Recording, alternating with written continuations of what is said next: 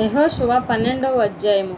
ఇశ్రాయేలీయులు యొర్దానుకు తూర్పుగా అవతలనున్న అర్నోను లోయ మొదలుకొని హెర్మోను కొండ వరకు తూర్పునందలి మైదానం అంతటిలో హతము చేసి వారి దేశములను స్వాధీనపరచుకొనిన రాజులు ఎవరనగా, అమోరీయుల రాజైన సీహోను. అతడు హెష్బోనులో నివసించి అర్నోను ఏటి తీరమునందలి అరోయేరు నుండి అనగా ఆ ఏటి లోయ నడుమ నుండి గిలాదు అర్ధభాగమును, అమ్మోనీయులకు సరిహద్దుగానున్న యబ్బోకు ఏటి లోయ వరకును, తూర్పు దిక్కున కిన్నెరెతు సముద్రము వరకును, తూర్పు దిక్కున బెత్యేషిమోతు మార్గమున ఉప్పు సముద్రముగానున్న అరాబా సముద్రము వరకును, దక్షిణ దిక్కున పిస్గా కొండచర్యల దిగువనున్న మైదానము వరకును ఏలినవాడు.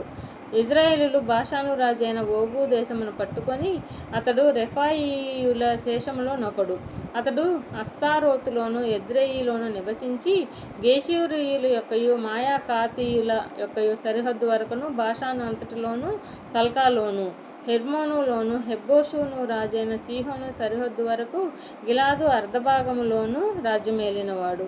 యెహోవా సేవకుడైన మోషేయు ఇశ్రాయేలీయులను వారిని హతము చేసి, యెహోవా సేవకుడైన మోషే రూబేనీయులకు గాదీయులకును మనష్షే అర్ధగోత్రపు వారికి స్వాస్థ్యముగా దానినిచ్చెను. యొర్దానుకు అవతల అనగా పడమటి దిక్కున లెబోనోను లోయలోని బయల్గాదు మొదలుకొని సేయూరు వరకు నుండు హలాకు కొండ వరకు యెహోషువయు ఇశ్రాయేలీయులను జయించిన దేశపు రాజులు వీరు. యెహోషువ దానిని ఇశ్రాయేలీయులకు వారి గోత్రముల వారిని చొప్పున స్వాస్థ్యముగా ఇచ్చెను.